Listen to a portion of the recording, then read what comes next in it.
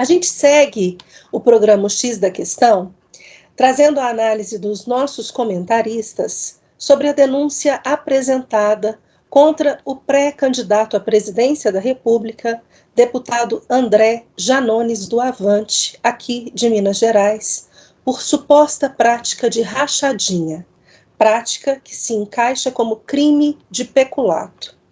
Natural de Ituiutaba, no Triângulo Mineiro, o deputado foi denunciado à Procuradoria-Geral da República por Fabrício Ferreira, um ex-assessor parlamentar. Segundo o documento entregue à Procuradoria-Geral da República, a operadora do esquema era a ex-assessora de Janones e atual prefeita de Ituiutaba, Leandra Guedes. Supostamente, ela recolhia parte do salário do ex-assessor Alisson Camargos, atual secretário de Meio Ambiente da cidade. Áudios gravados, Fabrício e Alisson falam abertamente sobre essas devoluções de parte do salário. Fabrício Ferreira enviou 2 áudios ao órgão, no qual conversaria com Alisson Camargo em julho de 2020. Entre aspas, você tem que passar esse mês ainda para ele, Janones? Pergunta Fabrício, ao que Alisson responde. Tem que passar ainda. Faz as contas aí. Fecha aspas. Naquele mês, Alisson recebeu um salário bruto de R$ 10.500 da Câmara dos Deputados. Ao jornal Metrópolis, ele, Leandra Guedes e Alisson Camargos afirmam desconhecer o caso. Nas últimas eleições federais, em 2018, Janones conseguiu mais de 11 mil votos em Uberaba, mesmo sendo natural de Ituiutaba, o que concretizou a ida dele para a Câmara Federal. Hoje o parlamentar é pré-candidato à presidência da República e aparece nas pesquisas empatado com o governador de São Paulo, João Dória. Para quem não sabe, o crime da rachadinha consiste no repasse, por parte de servidores públicos ou um funcionário terceirizado de governos federal, estadual ou municipal, de parte do salário ou da remuneração para políticos e assessores parlamentares. Uma prática mais do que ilegal, né, Vanderlei? É uma imoralidade. Sua análise. Com certeza. Bom, o André Janones, quem que é esse cara, né? Ele é um advogado de Ituiutaba, né, que pegava muitas causas, né, principalmente com cunho social, né, sempre ajudando aí o pessoal. Então, assim, era um cara muito conhecido lá em Ituiutaba, né, pelo modus operandi dele, com relação ao escritório de advocacia, né, com a atividade advocatícia dele. Então, assim, não era um cara bem quisto lá dentro de Ituiutaba, né? Quem conhecia não comprava um carro usado dele. Isso é o que a gente ouve falar. Na época, no advento daquela greve dos caminhoneiros, ele pegou, né? Sem nunca ter dirigido um caminhão, né? Ele pegou onda.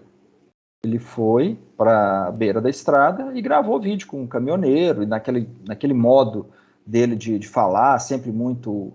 eu costumo dizer que ele fundou uma escolinha, a escolinha do professor Janones, porque, igual a ele, tem outros políticos aí, tem um deputado até estadual também, né, que é parceiro dele, diz que era parceiro de denúncias aí, de fiscalização, né, que segue a mesma forma, né, de se apresentar nas redes sociais, né, sempre com um discurso muito forte, muito enfático, né, vamos derrubar o sistema e tá tudo errado, né, eu sou a última bolachinha do pote, né.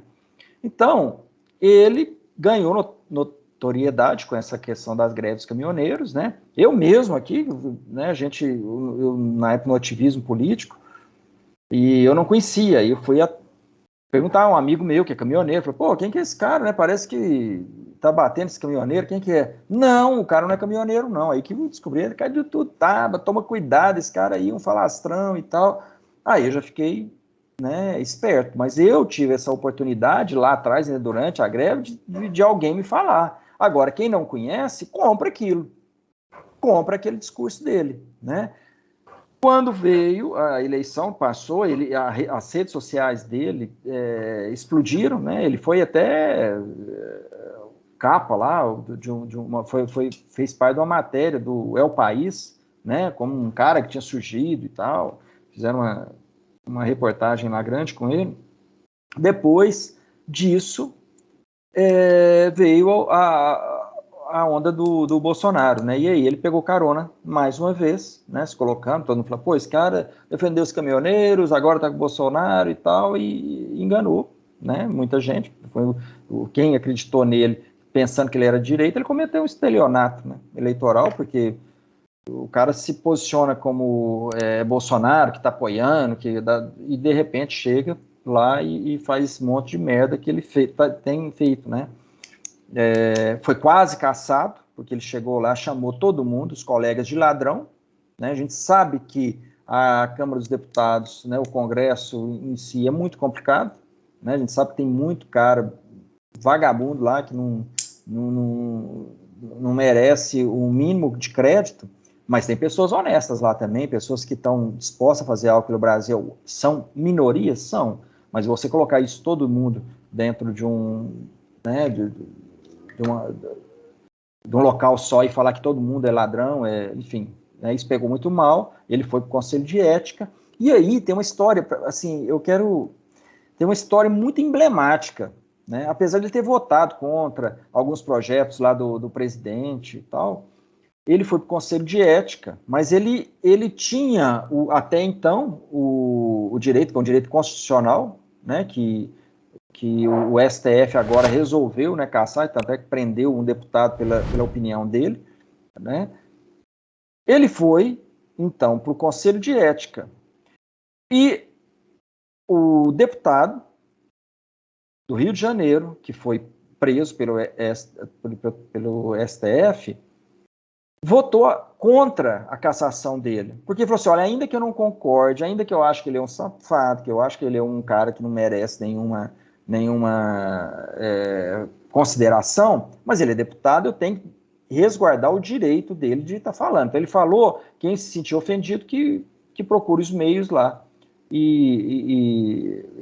Mas caçar o cara não, pela expressão não. Só que quando esse mesmo deputado foi, né, colocaram ele lá para votar, ele estava preso, né, por essa questão de se expressar nas redes sociais, né, um crime que mesma coisa, o inquérito do fim do mundo, o crime do fim do mundo, né, que eles inventaram para ele lá, né, que é o crime perpétuo. Através da rede social ele gravou, não está lá ainda, então ele foi preso em flagrante. Essa foi o que o STF lá encontrou para prender o deputado. E aí ele foi no Conselho de Ética também, aprovação, e esse Janones, que tinha sido escapado, né, do processo de cassação, né, e do Conselho de Ética, por conta até de um voto desse colega, ele votou a favor, né, da continuidade da prisão dele. Então, assim, é um cara que não merece $1 furado, né, não merece nenhuma credibilidade. Eu espero que essa próxima eleição o pessoal acorde, porque igual a ele, o mesmo modus operandi, repito, aquele de se posicionar, né, de uma forma enfática, tem muitas cópias já. Aqui em Uberlândia nós temos um, né, e na Assembleia Legislativa nós temos outro, né? Então, temos que tomar cuidado e não repetir isso. Com relação a essa questão da rachadinha, a prefeita lá, ao que tudo parece, segundo, supostamente ela está envolvida no crime, e ao que tudo parece, não é só de agora, né? E tem um monte de questões com relação que cercam aí, que orbitam em torno do André Janones. Tem um cara aqui que foi candidato a vereador em Uberlândia, um tal de Cefas, ele foi candidato com o nome de Cefas Janones. O que ele fez? Teve uma votação na Câmara aqui municipal, acho que foi em 2019, se não me engano, início de 2019 ou final de 2018, Uma votação polêmica, não me lembro mais qual assunto, eu estava lá. E esse tal de Cefas Janones, ele foi lá vestido como pizzaiolo com uma pizza. Coisa ridícula. Ele foi lá se manifestar, né, como o cara, assim, né, da moral íntegra e tal. Ele gastou, eu tentei recuperar, não consegui a informação, mas se eu não estou enganado, ele gastou alguns milhares de reais na campanha dele, né, eu acho que isso foi através do partido, porque ele teve o apoio aqui do Janones, e ele teve uma votação pelo tanto que ele gastou, se gastou, a gente não sabe, né? Está lá declarado, mas enfim, ele teve, acho que não teve 600 votos, ou pouco mais do que isso, uma votação ridícula para quem gastou muito dinheiro para uma campanha de vereador. Mas enfim, e esse Cefas Janones, né, no passado, quando ele é assessor lá do Janones, ele ocupou, ele não pode, né? Ele era assessor do Janones e ocupou, ele recebeu por cargo comissionado, né? Ocupou duas vagas, uma na prefeitura, se não me engano, de uma cidade ali de Goiás, né? E outra como assessor. Aí ele foi julgado, teve que pagar uma multa, o Janones também pagou. Então, assim, se puxar, vai ter. E eu fiquei sabendo que tem mais algumas denúncias chegando aí para o Janones, coisa muito séria. Então, ele que trate de assim, arrumar bons advogados, que ele vai precisar. E a gente vai acompanhando. Omara, sua análise. Bom, Gi, pensar que, infelizmente, esse esquema é bem recorrente aqui no Brasil, né, da rachadinha, né, que precisa ser investigado, né, precisa vir à tona e precisa acabar, né, essas rachadinhas aí no país inteiro, né, é uma prática nacional, a gente sabe, né, por câmaras de vereadores do Brasil inteiro, né. A gente tem 5.570 municípios, né, são 5.570 câmaras de vereadores, né, 27 assembleias legislativas, né, ainda tem a Câmara, né, do Congresso Nacional, então é muito funcionário, né, atrelado aos políticos aí, aos parlamentares. Então, assim, a verba do gabinete, ela pode ser, o parlamentar ele pode contratar até 70 funcionários, né, então, assim, dependendo do político, claro, né? Mas então essa verba ela pode ser negociada do jeito que quiser, né? Depende da honestidade do político aí. Então eles fazem todo tipo de negociata, né? É muita criatividade para ser desonesta aí, né? Muita criatividade. Então assim, alguns também nem vão trabalhar, são fantasmas, né? A gente sabe que existe alguns fantasmas aí. Então, assim, a criatividade é muito grande para ser desonesto mesmo. Então, assim. Mas aí você ouve dizendo, né? As pessoas falando, mas isso é normal na política, né? Aí eu, gente, mas porque o pessoal faz, então passou a ser certo? Porque o pessoal está fazendo, todo mundo está fazendo, então é o certo? Não, né? As pessoas precisam parar com isso, né? O que é certo, o que é errado, né? E rachadinha é crime, é imoral, como você disse.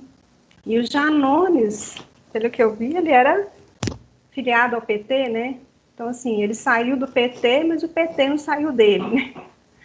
Então, a gente precisa aprender a votar mesmo, gente. Então, assim, não pode mais essa história assim, de votar porque é amigo, votar porque é parente, votar porque arrumou um emprego para minha mãe, para minha irmã, para minha prima, votar porque me ajudou, sei lá, as pessoas vendem o voto muito fácil, né? Então, quem faz esse tipo de proposta, quem faz esse tipo de coisa, não é um político honesto, né? Então, as pessoas precisam aprender isso daí, né? Pessoas bem intencionadas, elas não negociam votos, né? Então, esse Janones aí é um pré-candidato, né, à presidência da República. Então, assim, eu sugiro para as pessoas aí analisar currículos dos candidatos, né? Eu fico pensando, Eu até postei nas minhas redes sociais, né? Gente, vocês já pararam para pensar por que o Brasil é um país subdesenvolvido, sendo rico como ele é, né? Então, assim, eu deixei essa pergunta lá para as pessoas responderem, né? Mas, assim, é só a gente começar a analisar a qualidade dos políticos que a gente tem, né? O que eles estão fazendo aí, né? Como está a nossa educação. Então, assim, país como o Brasil, que era para ser de primeiro mundo, é um país subdesenvolvido, né? Então, assim, o Brasil é um país, é o celeiro do mundo, né? Eu já disse aqui outras vezes, né? Tem riquezas aí imensuráveis e é um país subdesenvolvido, né? Então, assim, sugiro para as pessoas, esse 2022 aí é ano de eleição, vamos todo mundo analisar currículo, inclusive desses Janones aí, que cometeu esse crime. Quem comete um, comete vários, comete outros. Então, a gente precisa começar a analisar, sugiro para as pessoas fazerem isso, né? A gente eleger pessoas honestas, né? Gestores, pessoas capacitadas, né? Comprometidas com o povo. Então, assim, que acredita, quem tem uma fé, eu acho que a gente precisa analisar isso aí, a gente precisa parar de eleger candidatos com mais de 2 mandatos no mesmo cargo, sabe assim? Política não pode ser uma profissão para a pessoa, não. Ficou 2 mandatos ali, ó, pula para a próxima, vai, tenta outra coisa. Mas, assim, a gente vê políticos aí, sei lá, aposentam como político. E não fazem nada, né? Então, essa é a minha sugestão para as pessoas aí para 2022. Ellen, sua análise. Como é que a gente não se exalta com um assunto desse? Me explica. Me explica. Tem alguns adjetivos para falar do senhor Danones. O senhor Danones é um tipo de político populista, é um tipo de político oportunista. Essa é a melhor palavra para poder falar dele. Além de oportunista, ele é aquele tipo de político que tem aquele discursozinho populista, é um discurso que vem com aquele dono daquele discurso sedutor, que promete facilidades, é um hipócrita, demagogo, é isso que ele é. E oportunista, né? Já falei. Ele foi filiado ao PT de 2003 a 2012. Aí ele foi para o PSC e ficou lá de 2012 a 2018. Em todas essas eleições, em todos esses anos aí, ele concorreu. Concorreu e perdeu em todas. E lá em Tuiutaba, como o próprio Vanderlei disse, ele não ganhou nada lá, não ganhava nem para síndico de prédio lá. Aí, porque a fama dele lá, nem na cidade dele, o povo não tolera ele lá, não aguentava ele. Aí, o que aconteceu? Veio a tal da fatídica greve aí dos caminhoneiros, né? Aí ele veio com aquele discurso, eu sou bonito, vem aqui, que não sei o que tem. Por conta desse discurso aí, ele foi eleito, ganhou notoriedade e acabou sendo eleito. E pasmem, gente, ele foi o deputado federal, eu acho que o deputado federal, ele foi o mais eleito, ele foi o deputado federal que teve o maior número de votos em Minas Gerais. Ai, que tristeza, nossa senhora. Foi ele e o Aécio Neves. Gente, olha que dupla. Nós precisamos... Para que a gente... Nossa, dá até tristeza ouvir um negócio desse, mas é verdade. Foi ele, acho que ele teve 144 mil votos e o Aécio Neves teve 100 mil votos. Acho que foi uma coisa dessa aí, ó. Dá uma tristeza tão grande você vê que esses dois tipinhos teve 144 mil votos e o outro teve 100 mil votos, que me dá ânsia de vômito, mas é verdade. Aqui em Uberaba, ele ganhou 10, quase 11 mil votos, porque ele foi ali na porta da Secretaria de Saúde, gritou com o secretário, na época, que meia dúzia de pessoas chamou ele aqui, falando que por causa de leito, né, por conta de problema de hospital, vem aqui, secretário, você vem aqui, secretário, fez aquele papinho que o povo adora um barraco, né, é tipo Big Brother, então falou, vem aqui, nossa, aí foi a festa, aí beleza, conseguiu 10 mil votinhos aqui por conta dessa babaquice, enfim, foi eleito por isso. Aí, como bem o Vanderlei lembrou também, ele foi, logo no primeiro ano de mandato dele lá, ele fez aquela patifaria na Câmara, chegando lá achando que era o gostosão da bala chita lá, chamando todo mundo de bandido, que ele era o bonitão, né? Conclusão, processo de cassação, foi para o Conselho de Ética. Conselho de Ética, o que aconteceu?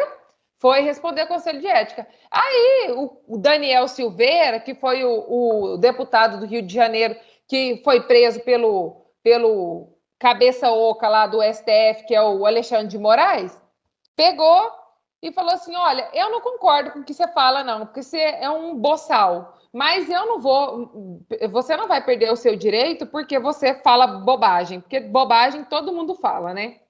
Então, eu não vou te mandar você perder o seu mandato por isso não, até porque você tem um negocinho chamado foro privilegiado, você tem esse direito aí, então tudo bem, então eu vou votar favorável para você manter seu mandato. Depois dessa cena aí, ele enfiou o rabinho dele no meio das pernas, ficou lá amiguinho do Supremo e ficou quietinho lá rezando a cartilha, entendeu como é que funciona a coisa ali no Congresso. Aí, o Daniel Silveira, no outro ano, foi lá dar bom dia a cavalo, falou umas asneiras lá também. O senhor Danones, né, em vez de ir lá retribuir, né, com a mesma cordialidade, falou, oh, querido, eu também concordo com as asneiras que você fala. Não, sabe que você também fala muita asneira? Mas, enfim, né? Não, ele falou, não, pode prender. Dá nada não, pode prender. Isso é, o que mostra? Que ele não vale nada. Ele é um político que não vale absolutamente nada. Mas em relação a esse caso das rachadinhas dele aí, fica cada vez mais evidente que não é o crime que você comete, mas não importa o que você está falando na ligação telefônica, mas sim quem está falando. Porque eu garanto para vocês, se fosse algum político que fosse ligado ao presidente, se fosse algum deputado federal ou estadual que fosse ligado ao presidente da República, com certeza esse deputado sairia no jornal todos os dias. Teria a vida escrafunchada, provavelmente estaria preso e já estaria sem mandato. Ou já estaria respondendo processo de cassação. Agora, com esse deputadozinho aí, que se Deus quiser, ele vai concorrer sim à presidência, porque daí é menos um verme que a gente vai ter concorrendo à Câmara, porque é capaz que esse verme ainda ganha. É capaz que isso ainda ganha. De novo. Mas assim, como ele é da turminha ali do que é contra, né? Que adora um populismo, que reza a cartilha ali da Câmara. Então, você está vendo alguém falar alguma coisa? Você tá alguém dá notícia para isso daí? Você está vendo alguém reproduzir esse áudio que você, Gi, transcreveu aí, falando cadê o dinheiro? Cadê o queijo que estava aqui? Cadê a coisinha aqui? Tem que passar o dinheiro. Você ouviu alguém falar isso daí? Não. Provavelmente esse processo vai ser arquivado. Isso daí é prova? É prova. Mas, né, você vai ver alguém falar sobre isso? Não. Por quê? Porque ele é da turma, né? Enfim.